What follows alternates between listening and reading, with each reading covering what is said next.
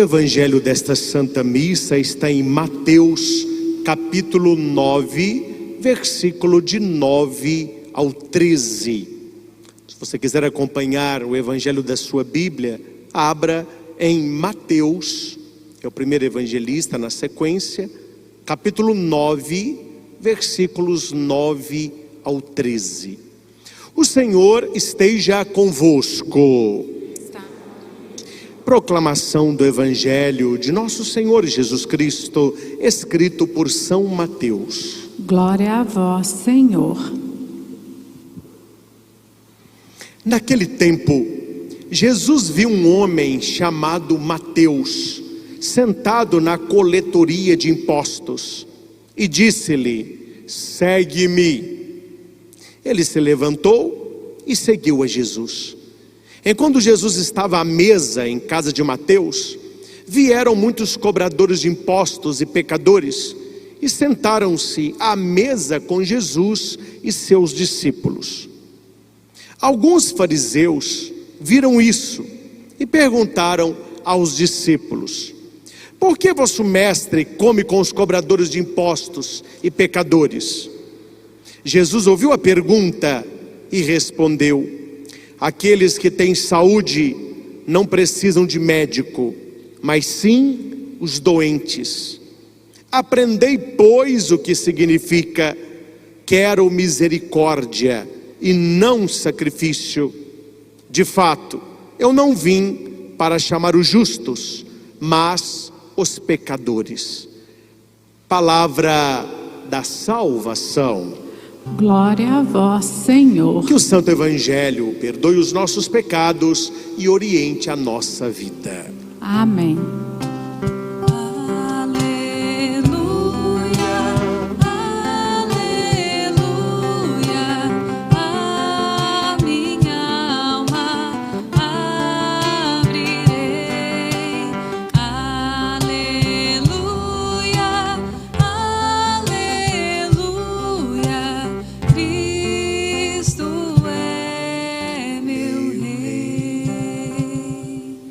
Queridos irmãos e irmãs, vamos repetir: Jesus nos ama e quer nos curar. Jesus nos ama e quer nos curar. Este é o pano de fundo daquilo que escutamos no Evangelho de hoje. Jesus nos ama e o amor dele é capaz de nos curar. É preciso entender como é o amor de Deus, porque hoje em dia tudo é amor, tudo vale se ama. Qual é o amor de Deus? Qual é o amor bíblico de Cristo? Qual é o amor ágape? É o amor que resgata, é o amor que cura, é o amor que converte. Numa outra palavra, é o amor que leva a Deus. O que não leva a Deus não pode ser chamado, em hipótese alguma, de amor, porque o amor é Deus. Deus caritas est, Deus é amor, e quem ama permanece em Deus e Deus permanece nele. É muito claro você avaliar hoje os amorecos do mundo. É só você julgar esta premissa bíblica. Isso que as pessoas chamam de amor, essa realidade que as pessoas vivem, falando que amor, ela aproxima de Deus. Este amor confere o amor de Jesus na cruz por nós. Este é o amor que foi apregoado pelos discípulos e apóstolos nos primeiros séculos da pregação. Você verá que não existe neste amor um apelo de conversão, um apelo de restauração, um apelo de sai daí, há algo melhor para você. Deus não te fez para isso. Não há essa noção, não há esse discurso. E é por isso que nesta perícope do Evangelho nós vamos entender claramente por que Deus nos ama e o que o amor de Cristo faz. O que o amor de Cristo faz? Há muitos que vão dizer: mas Jesus pregou amor, Jesus pregou amor, está certinha a afirmação, mas as pessoas não estão entendendo que amor que é esse. E o Evangelho ilustra muito bem. Aqui vai dizer que Jesus viu um homem chamado Mateus. Quando a Bíblia traz um nome, Jesus viu um homem. Este homem simboliza a humanidade. Quando vem um nome, ele viu um homem, e o nome dele era Mateus. Nós temos textos bíblicos que é assim: chegou perto de Jesus um cego, uma mulher hemorroíça, um paralítico, havia um homem, e não tem nome. Você aplica isso para a humanidade toda. Ali naquela pessoa, homem e mulher, Deus está fazendo uma obra para toda a humanidade. Quando o Evangelho traz um nome, é porque atrás do nome tem uma história. Assim como este homem, Mateus, tem uma história, o nosso nome traz uma história. E quando Jesus nos chama, como ele chamou Mateus, e um dia ele disse Christian, e ele fala o seu nome também, ele conhece a sua história. Por isso Deus nos chama pelo nome. Ele ama a todos e a cada um. Deus ama a todos e a cada um. Quando eu digo que Deus ama a todos, é que Ele ama a humanidade. Ele ama toda a humanidade. E quando eu digo que Ele ama a todos e a cada um, é que Ele ama você de maneira pessoal. Você para Jesus não é um desconhecido, Ele te conhece. Ele conhece a sua história, Ele conhece as suas tristezas, Ele conhece as suas dificuldades, e Ele nos chama pelo nome. Então Ele ama a todos, para nós não nos sentirmos apenas uns, mas amando todos, Ele também nos ama, como amou Mateus. Mateus, ele era um pecador público, ele era cobrador de imposto, e para o judeu, o cobrador de imposto era um traidor. Ele traiu o povo judeu. Por quê? Ele cobrava imposto para quem? Para o Império Romano. Então tudo aquilo que eles produziam, tinham que pagar o imposto. E por que os cobradores de impostos eram mal vistos pela sociedade? Porque ele cobrava o imposto devido, e ele cobrava um pouco a mais para ele. Se o imposto era 3 moedas, ele cobrava 4 de prata.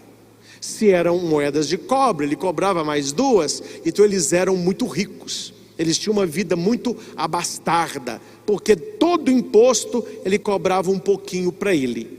Só que eram pessoas muito solitárias, porque a sociedade não gostava, as pessoas o rejeitavam. Eles estão tirando o nosso dinheiro, eles estão pegando para ele o que é meu. Então qual era a roda de amizade dos cobradores de impostos? Outros cobradores de impostos que viviam a mesma coisa, e pecadores públicos que eram rejeitados por todos. E Jesus escolhe um destes para ser seu discípulo, e o nome dele é Mateus. E o Evangelho vai dizer que Jesus não o encontra no templo, Jesus não o encontra em oração, Jesus não o encontra fazendo caridade, Jesus o encontra na banca.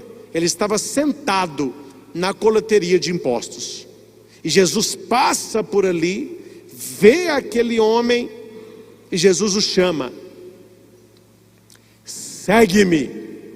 Interessante que aqui, meus caros, não há uma pergunta, aqui tem um imperativo, é uma ordem.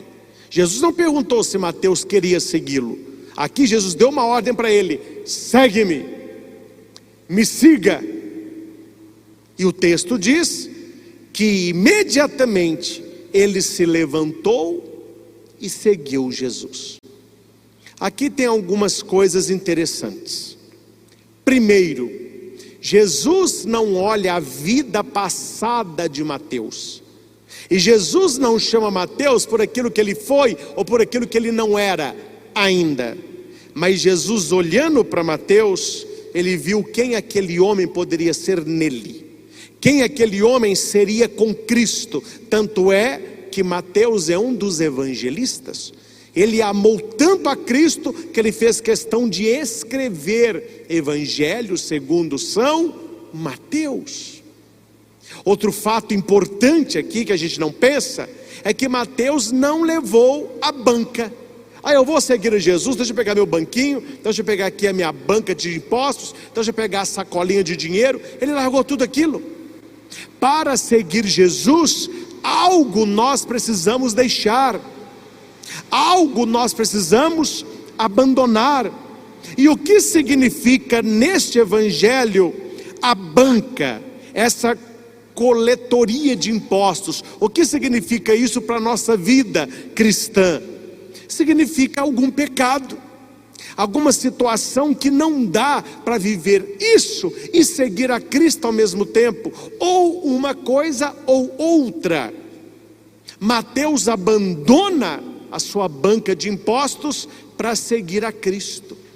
O problema é que as pessoas não querem largar coisas para abandonar Jesus, para seguir Jesus, não querem se abandonar em Jesus. Até hoje conta-se que na África muitos pegam macacos com a banana, uma coisa tão boba, mas que o macaco ainda não caiu a ficha do bicho. Eles colocam alguns vasos pesados de barro, com muitas pedras, e colocam dentro do vaso uma banana. Isso é real, não é história não. Até hoje captura macaco assim, que lá eles comem macaco também. Então ele coloca a banana, o macaquinho cheirando, ele vê que tem uma banana no vaso, ele enfia a mão no vaso e pega a banana. Só quando ele vai puxar a banana está transversal, ele não consegue tirar a banana porque o pescocinho do vaso é estreito, é a mãozinha do macaco. E ele apronta um berreiro. O caçador vem, vai pegando os macacos, colocando no saco. A pergunta é: por que esse macaco não larga esse raio dessa banana? Não é essa a pergunta? A pergunta para nós é a mesma. Por que muitas pessoas são capturadas pela mentira, são capturadas pelo pecado, são capturadas por caminhos errôneos e ficam arrotando como se fosse a verdade das verdades? Porque elas não querem abandonar a segurança que para elas, simbolizado aí, a tal da banana. Qual é a sua banana? Este macaquinho não larga, ele não quer largar e ele é capturado. Mateus precisou largar e ele abandonou tudo. Abandonou a banca, abandonou a profissão, abandonou o que ele fazia para seguir Jesus.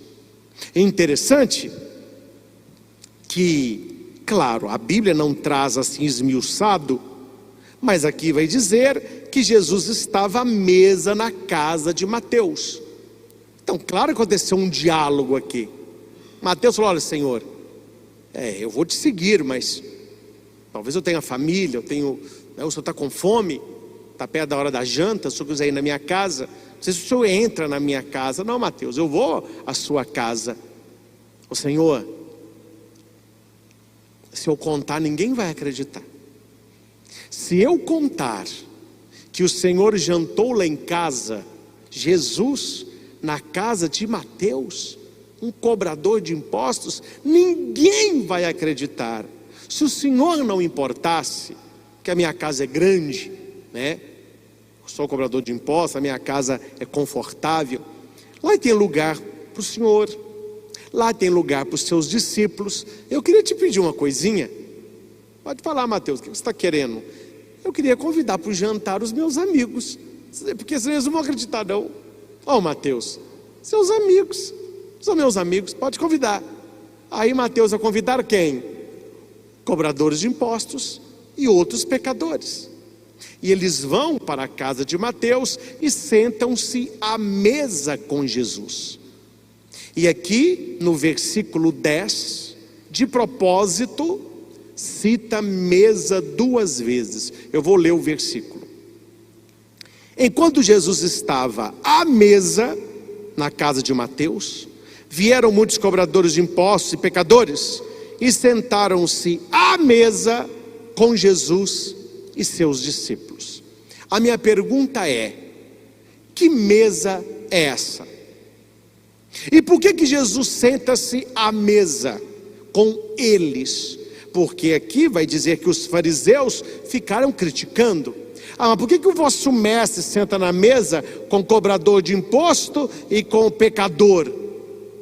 A resposta nunca foi e jamais será. Aqui Jesus quer aprender como que cobra imposto também. Jesus agora ele quer cobrar imposto. Jesus quer aprender agora como que peca. Por isso que ele está na mesa com esse povo. Com os cobradores de imposto ele vai aprender a roubar, e com os pecadores ele vai aprender a pecar. Não é possível que alguém tenha essa resposta na cabeça. Por que Jesus está sentado à mesa com estes? Porque Jesus quer levar estes à mudança de vida. Jesus quer levar estes à conversão.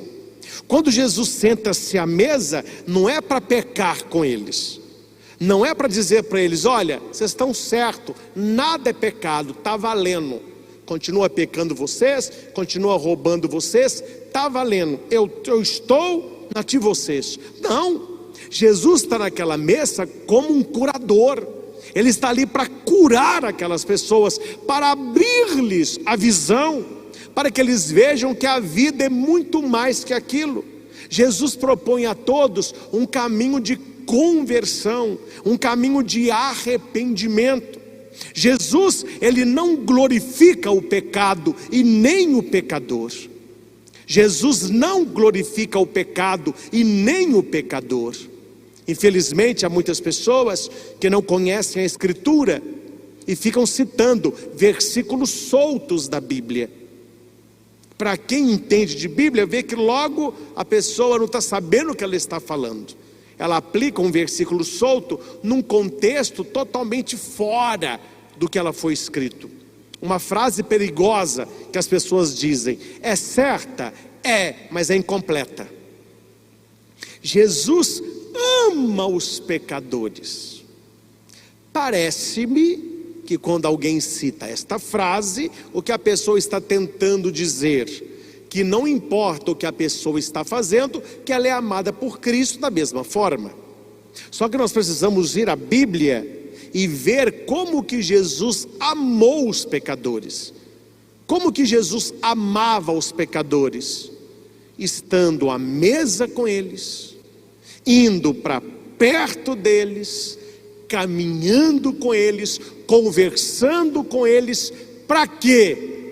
Para chamá-los à conversão, para chamá-los à mudança de vida.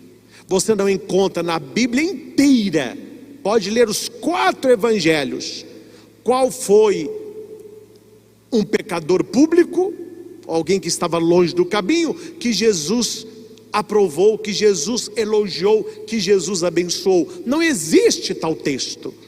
Mas eu posso te citar 74 textos onde Jesus está com uma pessoa só e ele chama esta pessoa a mudar de vida. Ele chama essa pessoa à conversão. Não posso deixar, não faz parte do evangelho de hoje, mas eu não posso deixar de citar para você um dos textos mais usados para justificar o pecado do outro. E a tese, não se pode falar nada, é a mulher pega em adultério. Que as pessoas dizem muito, até repitem como um papagaio: quem não tem pecado, atire a primeira pedra. Não é isso que Jesus disse, gente? Então ninguém pode falar nada. Quem não tem pecado, atire a primeira pedra. Tudo bem, o texto tem esse versículo, mas o evangelho não termina aí. Ai de nós se ele terminasse aí. Nós estamos vendo água. A mulher está pega em adultério. Adultério é um pecado grave, é um pecado mortal, porque faz parte do decálogo. Eles pegam uma mulher em adultério, levam para Jesus, e Jesus diz: olha, quem não tiver pecado, atire a primeira pedra. E quando a você, filha, vai que é tua, adultera. Nós também amamos se o evangelho fosse esse. Só que as pessoas citam a primeira parte do evangelho: quem não tiver pecado, atire a primeira pedra. Tudo bem, ninguém jogou pedra, as pessoas foram embora. E o que Jesus fala com a mulher? Ninguém te condenou, filha? Eu também não te condeno. Vá em paz e não peques mais. O que ele disse para ela? Se converta. Você estava pecando. É pecado que você estava fazendo, mas você quer paz? Não olha para o passado, é daqui para frente. Se converta, não peques mais. Se Jesus está falando com ela que ela não deve pecar mais, Jesus está falando que o que ela estava fazendo é pecado. Por que as pessoas só citam não jogue a pedra, mas eles não citam vai em paz e muda de vida, vai em paz e para de pecar, vai em paz e volta para Deus? Porque eles estão interessados só na primeira parte, e a segunda é mais exigente. E Jesus fala com a mulher: olha, ninguém te jogou pedra, eu também não vou jogar, mas você sabe que não está certo, não é? Vai em paz e não peques mais, muda de vida. Por que Jesus sentou à mesa com Mateus? Não é para pecar com ele, não. É para chamar Mateus à conversão, é para chamar Mateus à mudança de vida. Tanto é que Mateus para de cobrar impostos e ele passa a seguir Jesus. Ele vai professar que Jesus é o Senhor. Então ele mudou de vida. Quando Jesus olha para a casa de Zaqueu: ô Zaqueu, estou indo para a tua casa, hein? Não é para pecar com Zaqueu. E Jesus nem precisou levar a palavra de conversão para Zaqueu. Zaqueu notou que quando Jesus vai à casa dele, ele só tem um caminho: conversão. O que ele diz? Senhor, se eu roubei de alguém, ele tem uma maneirada, né? Porque ele sabe que roubou. Se eu roubei de alguém, eu vou devolver 4 vezes mais. Ou seja, eu vou mudar de vida, Senhor. E Jesus disse: hoje a salvação entrou nesta casa. Não é o pecado que entrou na casa, é a salvação. Quando João Batista vê Jesus Cristo, o que João Batista fala? Eis o Cordeiro de Deus, eis aquele que tira o pecado do mundo. Jesus não veio para pecar conosco, ele veio para arrancar de nós o pecado. Cuidado, gente, são frases decoradas e mal contextualizadas que vão esvaziando o ministério de Jesus Cristo, vão esvaziando o motivo que ele morreu na cruz. Pai, perdoa-lhes, eles não sabem o que fazem. Jesus nos trouxe o perdão do Pai. E quem é que merece perdão? Os pecadores. Se não há pecado, se não há pecadores, por que morrer na cruz? Qual foi a pregação de João Batista? Como diz a Bíblia, não há homem maior nascido de mulher. Ele foi o precursor, o último dos profetas. Qual era o teor da pregação de João Batista? Convertei-vos e crede no Evangelho. Todo vale será aterrado, toda montanha e colina serão rebaixadas, toda estrada com curvas será endireitada. O machado já está na raiz das árvores, quem não produzir fruto será cortado. Qual é a pregação de João Batista? A conversão. E Jesus está chamando os pecadores à conversão. E aqui é muito bonito. Qual é esta mesa então? Por que se diz mesa 2 vezes no versículo 10 do capítulo 9 de Mateus? Porque na igreja nós temos 2 mesas. Esta é uma mesa, é chamada de ambão, ou mesa da palavra, é a primeira mesa. E o altar, que é esta mesa, se chama altar, é a mesa da Eucaristia. Não se pode, atenção isso, não se pode unir-se ao Senhor Eucarístico aquele que não se une primeiro com a palavra. Por isso que a missa tem 2 partes: liturgia da palavra e liturgia eucarística. Primeiro, a palavra, o pão da palavra. Segundo, a Eucaristia, o pão da Eucaristia. A palavra se ouve pelo ouvido, se ouve, se escuta a palavra. E toda a palavra bíblica me chama a quê? A conversão. Qual é o discurso maior da igreja? Conversão, ou seja, mudança de vida. Volver a nossa vida para quem? Para Jesus. Volver o nosso olhar para quem? Para Jesus. Então, a primeira mesa é a mesa da palavra, onde nós ouvimos a palavra, conhecemos as verdades de Cristo e o nosso coração é convidado então à conversão. Como no evangelho de hoje, Jesus disse, olhou para Mateus: segue-me. E eu tenho que me colocar nessa palavra e falar: peraí, hoje Jesus está olhando para mim, para o Christian, para a Marta, o Tiago, o Rodrigo, para a Rosana: segue-me. O que você precisa deixar para seguir o Senhor? Esta é a palavra. A palavra é confrontada com a nossa vida real, nossa vida de hoje, não é há 2000 anos atrás, é aqui e agora. E o Senhor não nos vê como inimigos. Isso aqui é interessante destacar. Para o judeu, o pecador público era o inimigo de Deus. Jesus, ele não vê o pecador como inimigo de Deus, mas ele leva ao pecador uma proposta de amizade com Deus. Olha que bonito isso, que diferente. Para o judeu, o pecador é o inimigo de Deus. Para Jesus, ele vê o pecador como alvo do amor de Deus. Então ele leva ao pecador uma boa notícia: Deus quer ser amigo da humanidade e seu também. Muda de vida. Por isso que Jesus vai dizer: eu não vim chamar os justos, mas os pecadores. Justus é aquele que está no caminho. Pecador é aquele que está errando o alvo. Peccatus, em latim, é errar o alvo. Os justos é aqueles que estão no caminho. Então Jesus não precisa chamar quem está no caminho, ele tem que chamar quem está fora do caminho. E quem que está fora do caminho? Os pecadores. E ele vai chamar os pecadores para quê? Para pecar junto? Claro que não. Ele vai chamar os pecadores para quê? Para conversão. É por isso que o evangelho vai dizer: Jesus vai chamar os pecadores e não os justos. Quem tem saúde não precisa de médico, mas sim os doentes. Jesus é o médico da alma. E qual é a doença? O pecado, a lepra espiritual. Todos nós somos atingidos por esta enfermidade e o Senhor continua nos chamando. E como que Ele nos cura? Primeiro na primeira mesa, com a sua palavra. Por isso que eu insisto muito, toda vez eu falo a mesma coisa: leiam a Bíblia, conheçam os evangelhos. Na hora que eu pego leve, eu falo evangelhos, deixa eu conhecer a Bíblia toda, mas conheço os evangelhos. Leia o evangelho do dia, se coloque no evangelho, porque a palavra de Deus, ela tem poder para nos libertar, ela tem poder para nos curar. Não é um livro qualquer, é palavra de Deus. Quando você lê a palavra de Deus, ela opera na sua vida. Só por você ler a palavra, ela opera na tua vida.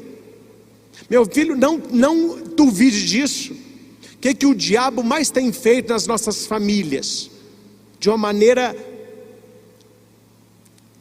eficaz, ele tem conseguido isso: tirar o nosso tempo, para não ter tempo para as coisas de Deus.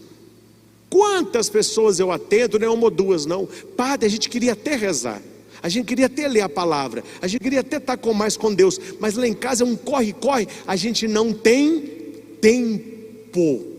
É aí que o diabo tem usado e entrado em muitas famílias, tirando o tempo da oração, o tempo para a família estar junto, o tempo de rezar um terço, o tempo de ler a palavra, um tempo de fazer uma novena, o tempo de participar de uma pregação, o tempo, não tem tempo para isso. Mas se você olha para que eles têm tempo para muita coisa, muita coisa. Eu estou criticando, mas você sabe que eu estou falando a verdade. Quantas famílias viram, e viram mesmo, quando eu falo virar, é virar madrugada, assistindo série. Não estou condenando, mas eu vou dar um exemplo. Uma família até de igreja falou: padre, o senhor já assistiu Casa de Papel? Até agora eu não assisti. Parece que é muito bom, porque todo mundo que assistiu falou que é um show.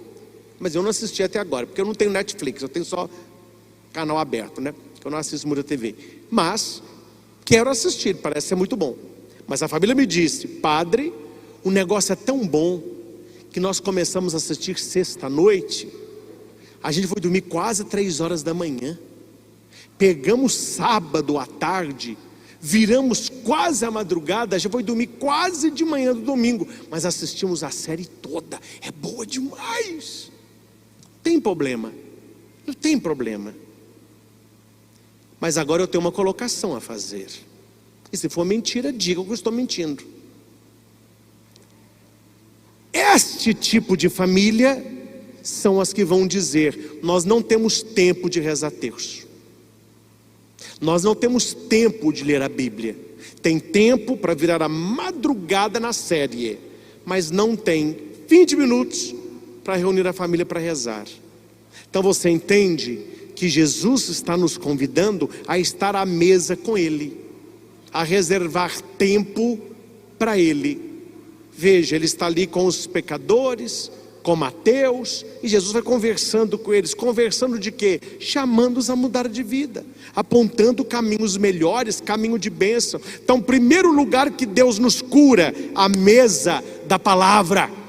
Jesus sentou-se à mesa com Mateus e os pecadores, e Ele senta hoje conosco, ao redor da sua palavra, para entender os mistérios do reino, entender as verdades de Cristo.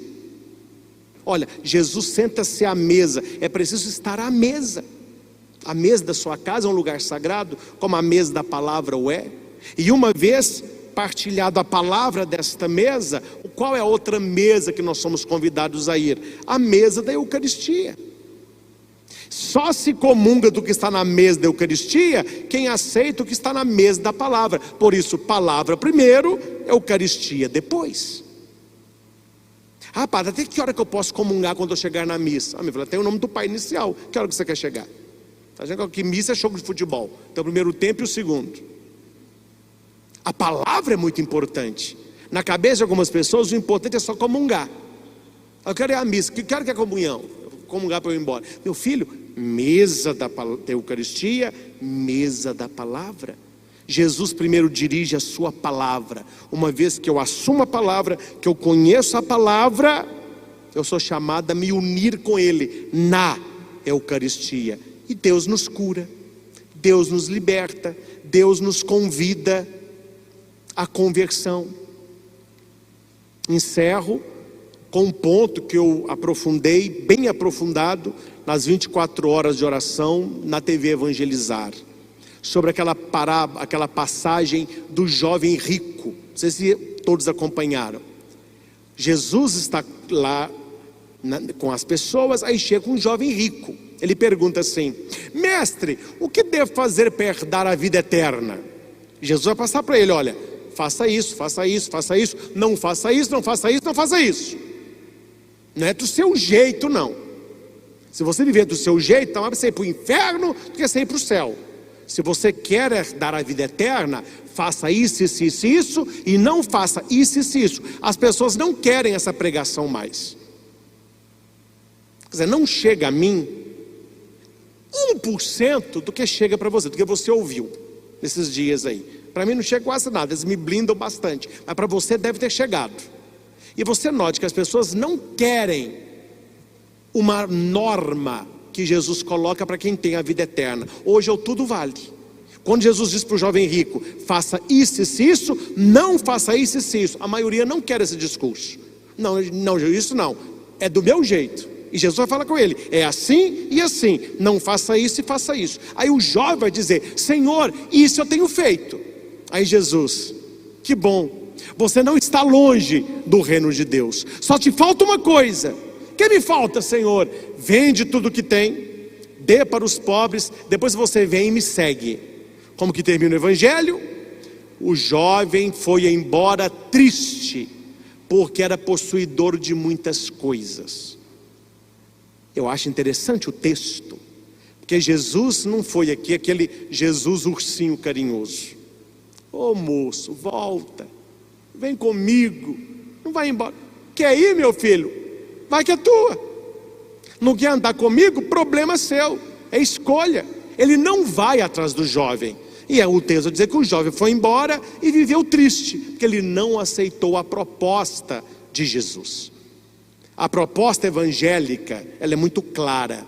Ela é aceita por uns e não por outros. Isso é normal. Isso é normal. Muitos amaram Jesus, uns não amaram. Depois que Jesus fez tudo o que ele fez de bom, eles preferiram Barrabás. O que vocês querem mais? Depois que Jesus pregou, curou, ressuscitou, eles preferiram Barrabás. O que vocês querem com esse Jesus aqui? Crucificam. A história só se repete. Os personagens mudam, mas o contexto é o mesmo. Sempre há quem queira a crucificação para aquele que chama a conversão. Sempre houve e sempre haverá. Meus irmãos, que nesta noite nós nos sintamos como Mateus, convidados a seguir Jesus, dispostos a abrir mão de muita coisa e ir para Jesus, mas levar a nossa família. Não vá sozinho, leve a sua família, ore pela sua família e coloque a sua família em torno da mesa para comer este pão. Não só de pão vive o homem, mas de toda a palavra que sai da boca de Deus. Se vocês não formarem os seus filhos na palavra, se a palavra ficar na beira do caminho, se ela cair em terreno pedregoso ou no meio dos espinhos, essa palavra não vai dar certo. À beira do caminho os passarinhos comem, em terreno pedregoso ela não germina, e em meio dos espinhos ela é sufocada. Você tem que plantar no coração dos seus filhos uma palavra num terreno bom. E qual é o terreno bom? A tenra idade. Quanto mais novinha a criança, levar para a igreja, ensinar as coisas de Deus, contar história bíblica, comprar Bíblia infantil, ensinar os personagens bíblicos, ensinar as virtudes para as crianças. As crianças hoje não têm virtude, os pais não passam isso mais. Ensina a criança o caminho a seguir, e quando ela crescer, ela não se desviará dele. Está na Bíblia isso.